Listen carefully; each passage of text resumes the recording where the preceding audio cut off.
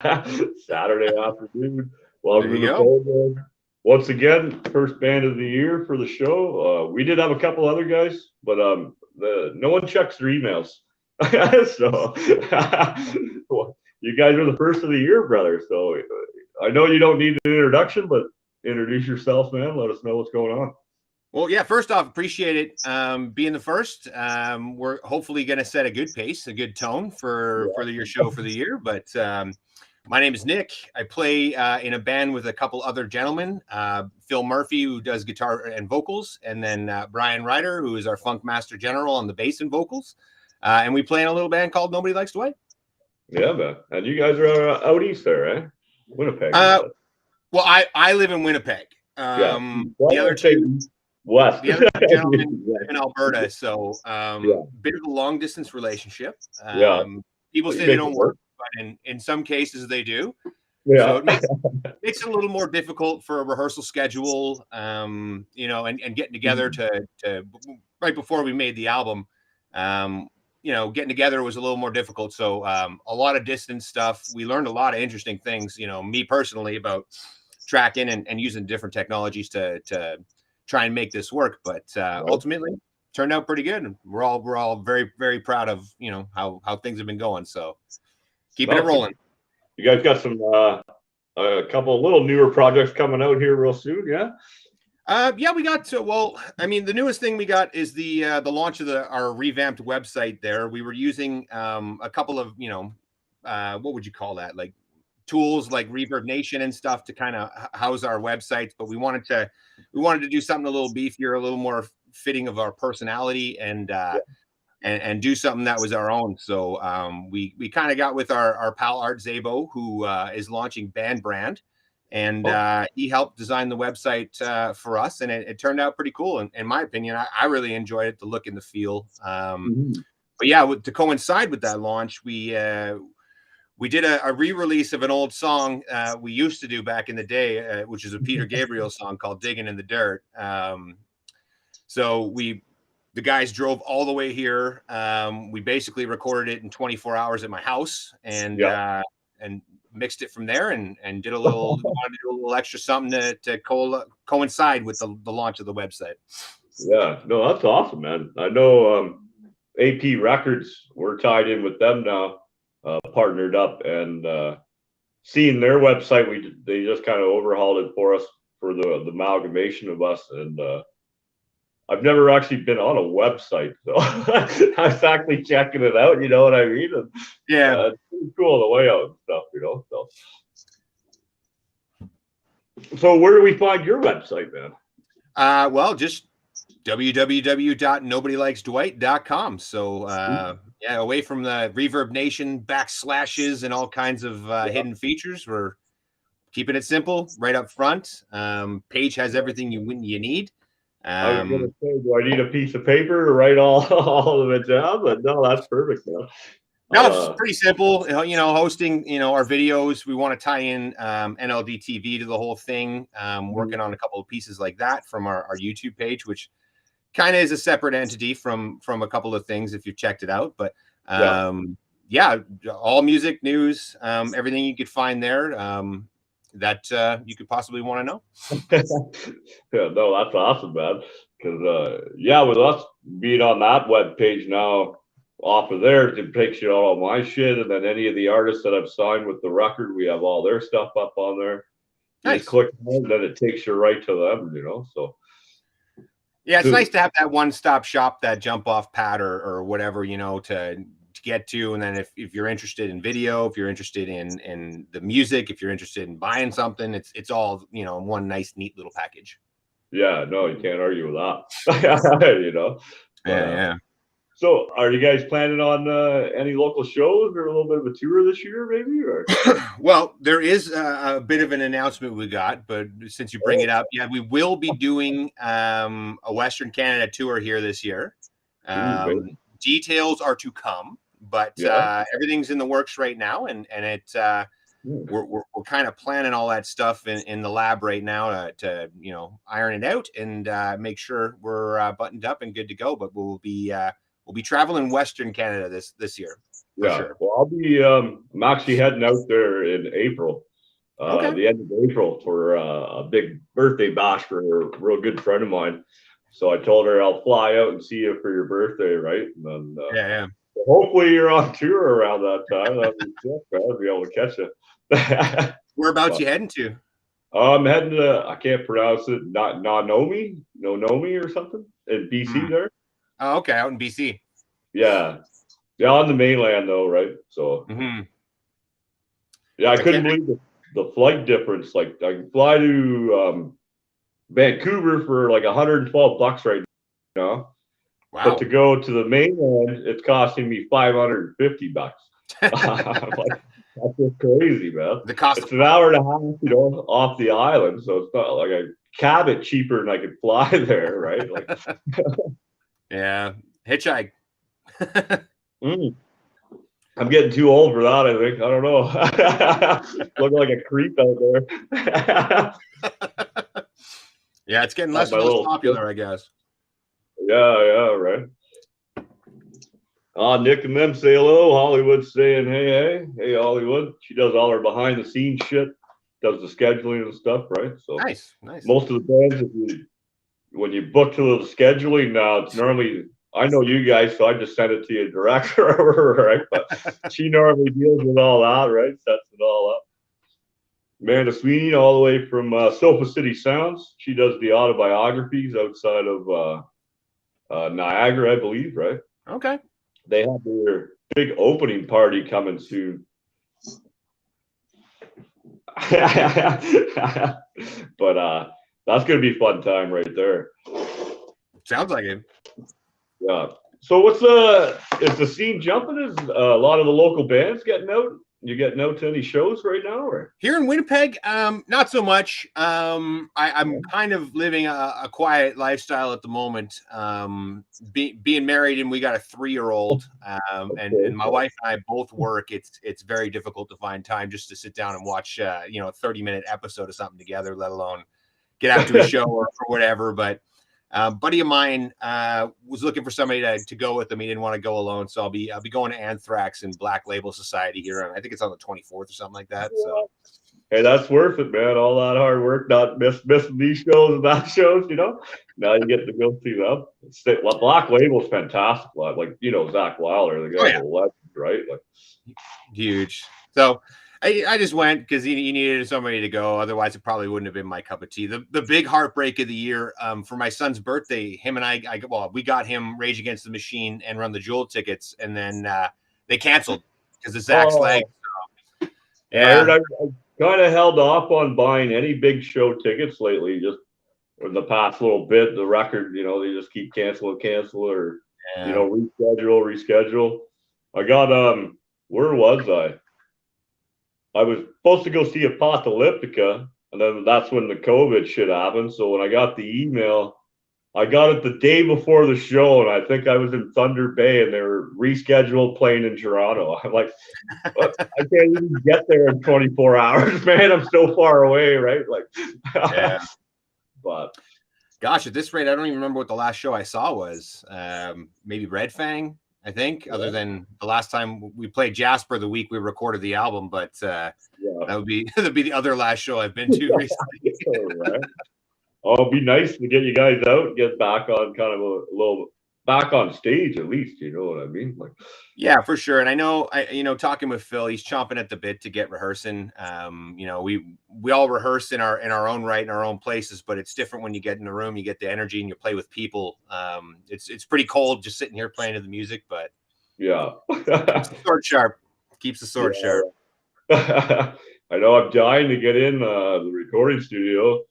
The last time we ended up doing the radio show and stuff, and then we did a bunch of episodes for that, and then all that planning for the new cooking show. Season 2 will be coming soon. Our first episode. I think we're filming it in a week or two. So, okay. Yeah. But yeah, if you don't mind, man. By the way, we're on Liquid Fire Radio. We got our little indie show, man. So if you don't mind, we'll play some of your music. Anytime, man. Anytime, I appreciate it. No yet, right? So, yeah. But you should see our playlist, man. I'll send you a little behind the scenes of what we can play, right? So it's Yeah, unreal. should Like, you could probably put any 5 major stations together and we play more music than they do as far as like different bands. You'll never hear the same song twice in a night, you know what I mean? Like I remember, I remember when Sirius first came out. I was living in Edmonton at the time with my roommate. He got that little boombox thingy, and it was like $3,000 for the whole package because it was such new technology. And we put that on, and it was like, oh my god, they're playing these songs on the radio. What? And then slowly it's decayed to become just the same as every other radio station that exists. Oh yeah, right? Man, yeah. Like I remember when I first heard about all that, it was like liquid metal or whatever it was, and then the Boneyard. They did play a lot of underground, and then all of a sudden, yeah, they got a bit of money, and I guess now yeah, it was nice. I learned of a lot of cool, different metal bands I didn't know about and stuff like that. But I found a lot more like Little Steven's Underground Garage Channel. I used to love that one. That was great because there's so much interesting, weird, cool, eclectic stuff that came out of that channel. Shout out to Charlene. She's over here chilling it out. Helena, all the way from Venezuela. I want to say hi. Nice. Good friend of mine there. I'm hopefully heading there in March. Oh, cool. That'd be fun. Yeah. Get the building done here and then take an actual vacation, right? Yeah. I know, like, we took some time off here for the interviews, man, but behind the scenes, we were doing the cooking show, we've got the radio deals now. We have a few other stations we're going to be on, so we'll be announcing that soon, right? Well, right now, Liquid Fire Radio all the way, right? Every Friday night, baby. Yeah, well, keep us in the loop. We'll help, we'll help promote it, check it out, and do what we can on our end too. Yeah, you guys have been really good to us so far. Yeah, send you the info and stuff, and then maybe we'll get you to do a little soundbite for us and stuff, and we'll play it for our commercials and shit, right? We got Mick from Concerns of Sanctuary did one for us, and then Spooky from Spellgrinder did a really good one for us, right? Nice. And, we just had Joey Bricks from 97.7 do a little soundbite for us, man. So that was pretty cool. Right? Right We owe him a little favor now for that one, but every bit helps, Yeah, I can make you some weird stuff here. I'm sitting at the helm of my recording studio right now, so. Oh, shit. Wow. If you got 5 or 10 minutes, brother, just send it our way. You can, the email or send it through, however you send stuff to us, man, send it on over and we'll make sure, I'll make sure it gets cut into our little playlist and edited in and stuff, man. For sure, man. Definitely. This month's going to be good.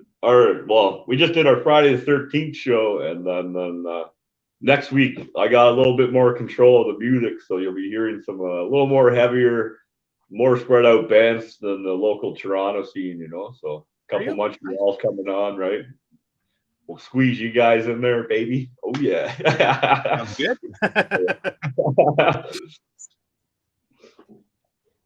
So with the Western Canada, have you guys ever thought about hitting, like Washington and Wyoming and stuff all right there?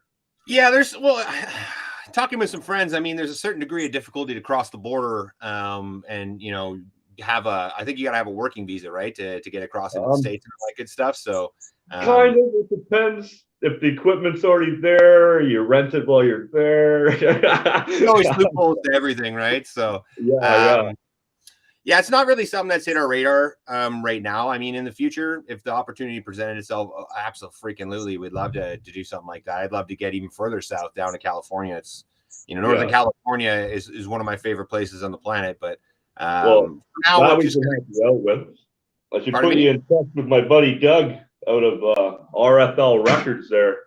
He does a lot of stuff down throughout California and Las Vegas. Spooky and them might be able to hook you up there for a Vegas show or something, right? Nice. That'd be fun. Right now, we're just going to focus on our own backyard and keep plugging along with the plan from the get go when we started this whole thing, and there was nothing but a couple of lines on a piece of paper that we wanted to achieve. Could we do that? Was the question. Right. Yeah, I just want to give a little shout out to Legion. They were the first band we were supposed to have on for noon. As I said, no one checks their emails, so when I do hear back from them, we'll get them back on the show. But they're a local band out of Toronto here. I was actually looking forward to talking to them this morning, but I know this afternoon I was hyped, but I got up and ate as much as I could, right? Get ready for this one. Well, yeah, and apologies, Brian. Not he's feeling a little under the weather today, and Phil's at work. He's got employment obligations, so yeah, you said he got called in, right? Yeah, you get the least interesting guy in the band. Yeah, we'll get them on the next one, right? Yeah. Yeah, we're trying to lock down a venue that we can just have here in Ontario instead of me trying to get a hold and organize with 60 fucking different people and shit. Like, I'm pulling my hair out, man. So I think our next step with BG and them and myself getting a storefront and just putting the whole studio in one building, boom. And then that'd be way easier. And then you can send us your merch. We can sell it right out of the store, have your CDs right there. You know what I mean? That'd be decent. Hollywood would run the other part. By the way, Hollywood, we have some more work for you to do. We'll have a meeting next weekend, right? But yeah, she would run all like, okay, you guys sold this many CDs, so this much money gets sent to you, right? Vice versa and stuff, right? But we're trying to keep it independent, so the band keeps the money. Like, nice. We don't want your money from that. Budweiser will sponsor us and stuff, right? Well, if you know what I mean, they're the ones with the real money. Yep. I know what bands make. You know, like I'm kind of in a band, sort of like I'm poor as fuck. Yeah, it's not easy to be an artist. You gotta. It's always kind of a bit more of a side gig or whatever, right? You gotta have the money that puts, or the thing that puts bread on the table until the artistry can. So no, right? So, but that's all you just kind of cross pollinate. You start meeting people, meet the other bands, right? Meet this guy or that girl or this person or that person, right? And of course. Eventually, you can get lucky and just fall into your lap, but that's no fun, man. Usually those people burn like right out, a couple of years, all the drugs and the money, fucking, they weren't ready, they weren't prepared, You got to get beat up by life a little bit to appreciate it more, I think. I think so. I think that's right too, man. Like, I can't argue with that one bit, Yeah, and I know between Brian, Phil, and myself, we've taken our share of hits, let's say. Yeah. Yeah, I'm just getting over one now, starting to get straightened around here now. And then being on the road so much in the hotels, I think I might have a little side cooking show of how to eat proper on the road, because I ended up I bought a fucking air fryer this morning just so I could like cook something other than the microwave, right? Yeah, it gets to be a little. I do a lot of traveling for my actual, like, my job, but yeah, it gets a little tiresome when there's not really anything unique. You got to really dig for that stuff, and if you don't know anybody in town to steer you the right way, it's Montana's or pizza or chain store or whatever. I last time I ate McDonald's, I was actually with Nick and Andrew over there at Past Life Records. We were fucking working together. We ate McDonald's twice in one day, and that was the last time I've had McDonald's. I was like, never again, man. But I've done real well since. But I think having this little second, it's basically double barrel McDonald's is a recipe for a bad day, man. Yeah, man. Oh yeah, the end of the night, lay down, stomach aches, like, oh my god, wake up with the meat sweats. Never again. Big shout out to Tammy, man. She's down there just on the other side of the border for me. Nice. Devin Cox watching on his way to Costa Rica. Huge band. Fortunate Losers. Give them a big shout out. Yeah, he's on the way down there for a wedding or something. So I was like, you fucker. Sounds like a good time. Yeah. I'll call him when I'm in Venezuela, bud. So he'll be here in the deep cold, Yeah. But pardon me. So traveling around, you guys just drive yourselves? Do you guys personal vehicles? Have you chipped in and bought like a band or a bus? No, for the making of this, we've just kind of zipped around in our own vehicles. really to make it, we utilize Dropbox. Like I said, I've got my whole setup here. So Phil has a like a digital, I think it's a 12 or 8 track, pardon me, 8 track recorder.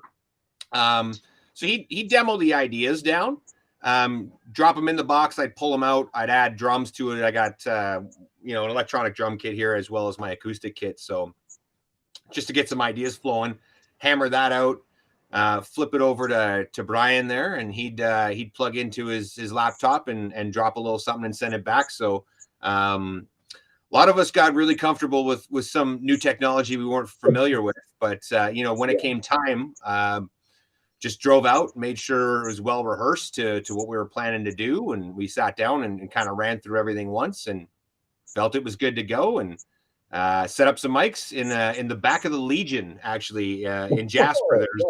There's a classroom back there, and a pal of Phil's, Taylor Blackstock, who's a bit of an engineer as well, helped us track the record itself. And I came home. They kept pressing on with some guitars and vocals. Flipped all the files over to me via WeTransfer, which was another new technology for me. Right. I pulled all that stuff out and mixed it here at my house in Winnipeg. So when it came to time to do that was for Edge of the World. When it came time to do Digging in the Dirt, we just kind of rehearsed, came up with some ideas, and the boys drove themselves out here. Phil stayed here at my place. Brian and his girlfriend at the time had some friends they stayed with, and nice. Hammered it out in 24 hours. Right. Start to finish. That's the making of a great album right there. You know what I mean? Well, yeah, the drums are a little simple, so we could get all the stuff in while those guys were here. But it turned out pretty great. I was pretty happy with how it turned out. Wanted to check, kind of, capture some of those classic rock tones if I could, and apply that to, more of a contemporary. I can't remember the year. I think it was 92 or something that song came out, but kind of apply it to that kind of song and do something outside of what we normally do. So well, it's always good to step outside the box for a bit, and that always brings new shit to your music all the time. You know what I mean? Well, it's funny. It's like I don't know what you'd call it, but we're all come from very, very different backgrounds, right? Like Phil's into a lot of like very guitar-y stuff. Let's say Brian's really into funk and some jazz and stuff, which cool. And I come from a way more of like a hardcore and heavy background, and have branched out into, other areas. So we all like similar music, but we all have like very different tastes when it comes to certain things. Like I don't think you'd catch Phil or Brian driving around listening to Converge, but you will catch me constantly. But that's what I think that's the recipe for a bit of what we do being a little more. What I hope and feel is more unique than what is presented, every day. But having that bit of funk with that metal, and then the little slower beats, like it sometimes pays off real well, man. And you guys do blend. For what I've heard, the music I've heard from you, it blends nice, man. I like it. Well, I'm a huge Faith No More fan. Death metal all the way. Give me my heavy shit, But even since working with BG, he's with Dirty Little Brew, I think is the name of their band. They're like a funky Funktown mellow bar band in that sense, And the music he brings to the show, it contrasts really well, man. Right? Yeah. Like it works out good for the show, but. Well, like I said. Oh, go ahead. I was gonna say, like I said, I'm a huge Faith No More fan. So I really feel like, for me and Brian particularly, that's the part of the glue that kind of holds, him and I together, as where him and I probably have the furthest taste from each other when it comes to stuff. On the edge of the spectrum, not the core. At the core, we have a lot of similar tastes, but we do have diverging tastes when it comes to certain things. He's not listening to 6 Feet Under. I was listening to Fear Factory yesterday in my drive home from work, but I don't think you'd catch him listening to that stuff. All right. Let's get that diverse in your music though. Like if you just listen to this, then that will be your music will always just be that. It will sound the same. Every song will sound the same in that sense. You see it a lot, even with mainstream bands.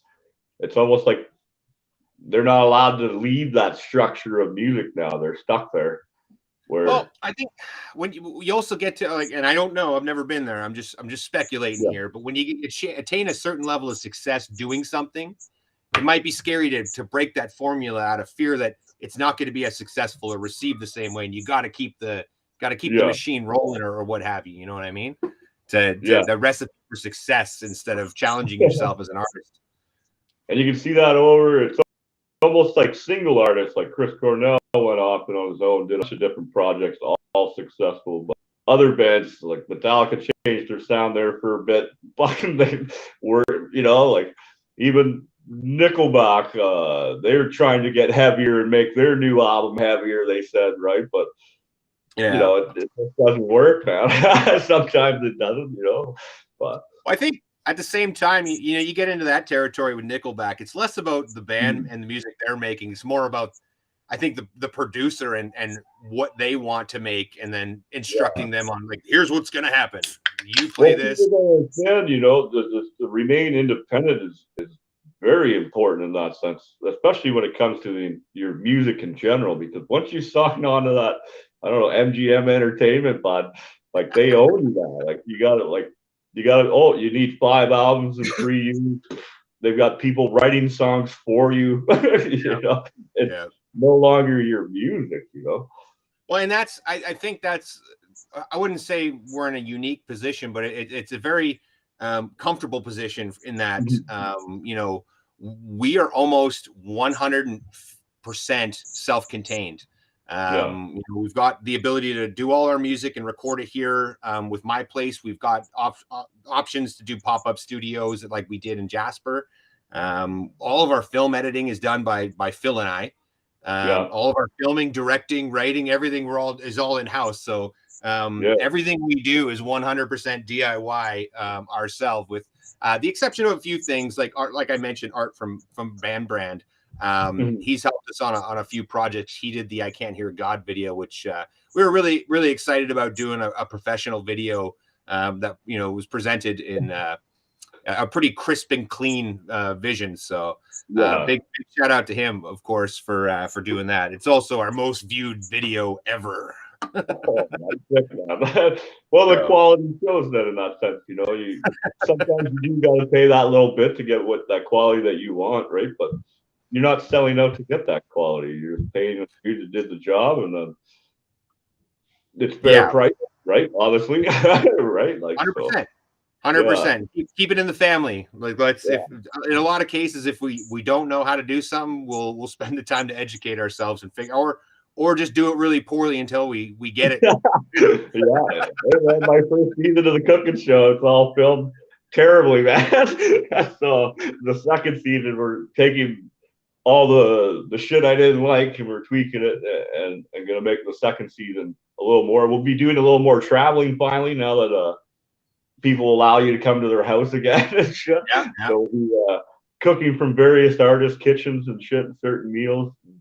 So that'd be fun. Yeah, I wanted to do something similar, but I just the time isn't there to do the editing and all that stuff when you got a 3-year-old hanging off you because the wife's got it. I love my kid. Don't get me wrong. I'm not. Cooking with kids, right? Just be chicken fingers all the time. It just be like, here's your ingredients, and then me putting it in the oven, then coming out done, or whatever the case is. Like just 5 minutes. No time to explain and edit all that stuff together. Yeah, right. I know I talked about it for probably a good year before I even started to even attempt to do it. Right, and a couple botched episodes where I burnt the food or fucking it didn't quite work out. I was drinking pretty heavy at that time too, so I was like, by the time the end of the cooking video, you could barely talk. So this season will be a lot better, a lot more professional for sure, right? So do it in the morning when you're only having Caesars for breakfast. You're not into the hard stuff yet. Champagne and OJ, something light on the stomach. But Yeah, I'm excited about this radio deal. That kind of fell right into my lap too, man. I wasn't even looking for that yet. Yeah, I'm that's still really looking cool. for my venue. Like I want a building with a stage in it, man. But hopefully all this will lead us to that. You know what I mean? So, For sure. yeah. But yeah. Anything else we should cover today, man? I know you're busy, man. Also. Oh no, yeah, no, yeah. Again, just really, really excited to tour these songs. That honestly, I mean, we put them out in August. We recorded them the August prior to that, and we were writing them for the year before that. So they're pretty old to us at the moment, but at the same time, new to the world, let's say. So we're really excited to go present that in person to some live crowds and play that stuff. So. Really looking forward to getting on the road and doing this Western Canada thing this year. No, that's awesome, man. I'm happy to hear you guys are going forward again. You know what I mean? Everything's coming together for you. The other funny thing about today, actually, my Facebook memories reminded me of it's 13 years ago to the day I met those two guys, Brian and Phil. Oh, so yeah. Hey, fucking. That's awesome, brother. That's awesome. It was a regular meet cute. They were playing a set right before me, before I was playing with a different band, and they had the drummer for their band was the singer guitar player for the guys I was sitting in with because their drummer had a broken arm. So I had like 2 rehearsals in 1 week to try and learn 90 minutes of music. It was a recipe for disaster to start. So they played one song that really got me, and it was Down with the Operation, and I could hear that the drummer wasn't hearing it the way I heard it. And so they finished their set, and I walk up to them and said, that song was awesome. If you guys want a real drummer, give me a call. Like cocky as hell, right? Yeah. Set up for my set, and I sit down, and I just laid the worst egg in the history of like. There was a little walkway next to me that went to the bathroom because it was a tiny. I had guys going, "You suck." I was just like, "Oh, no, these guys will never call me ever." So I went home that night going, what a horrible show. What a horrible experience. I'll never do that again. Try and play a show with somebody on a week's notice like that. Music I didn't know. Yeah. But they ended up calling me because they liked how hard I hit the drums. Probably because you played the whole show. You didn't get up and leave. You know, you stuck with it. Right. A single tear rolling down my face. As my drums gently weep. Yeah, exactly. It was brutal, man. I said to myself, I'll never go on stage unprepared again. So I did it once. My first time, my guitar was all out of tune, man. It was like, oh fuck, I'll be right back. You do an extra long intro. I'll be right back. But what's your best road experience, man? Best show you've ever done?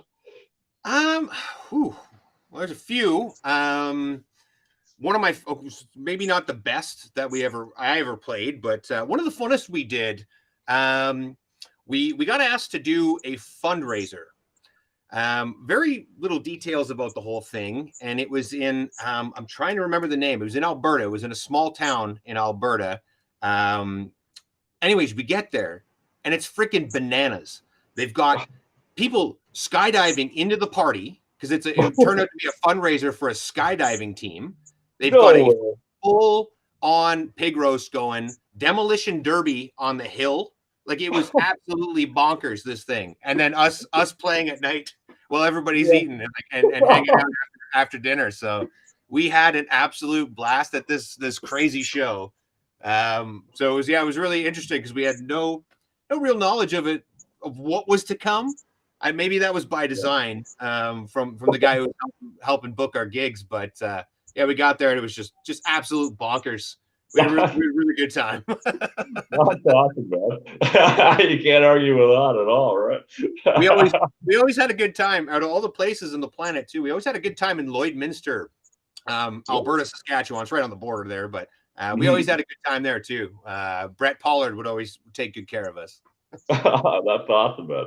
Sometimes the small towns are the best, man. You stop in, it makes a memory for a lifetime. Like I don't know Oh how many yeah, times we've been to Chicago, but like all you see is the hotel room or the stage. Like yeah. you go in a small town, it only takes 5 minutes. You get at least 10 minutes to have a cigarette. Fucking, you see the whole town, you meet people.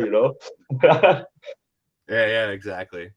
But, So anyways, brother, I'll let you get back to the Saturday afternoon, man. And we got a couple shows tomorrow.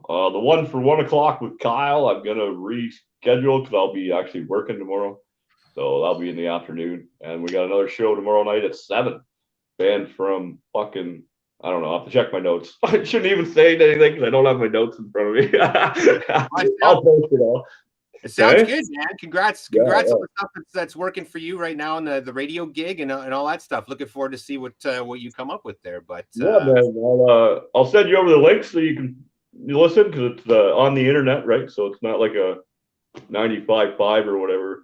We're on Liquid Fire Radio there on the internet now. So I'll sounds send good, you man. over the link so you can check it out, and I'll send you the times and dates, and we'll get your music on there for sure, man. I'll steal a couple things off Spotify, or is that the best spot to get it from you, or where's the Yeah, best spot to Spotify. get your music?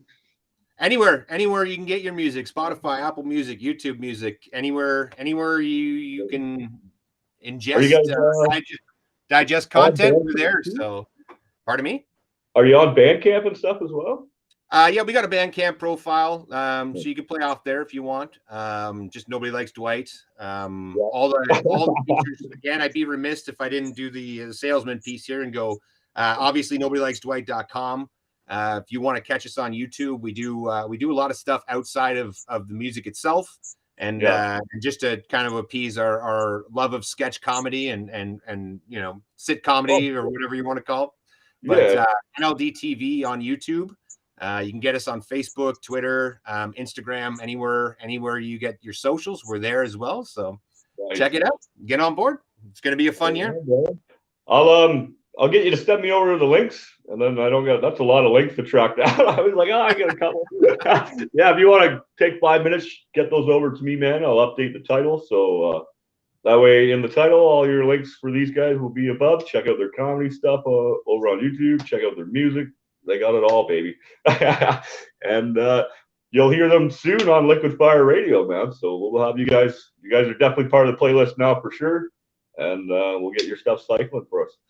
Hey, really appreciate that. Really appreciate you having me, my man. Hey, anytime, brother. We'll talk soon, man. A couple months once everything gets rolling and you can announce the dates and stuff. Let me know because I'm out there this year, so maybe we Sounds can good, line buddy. something up. All right, play loud, play proud, peeps. And tomorrow, we got 2 shows, so stay tuned for that.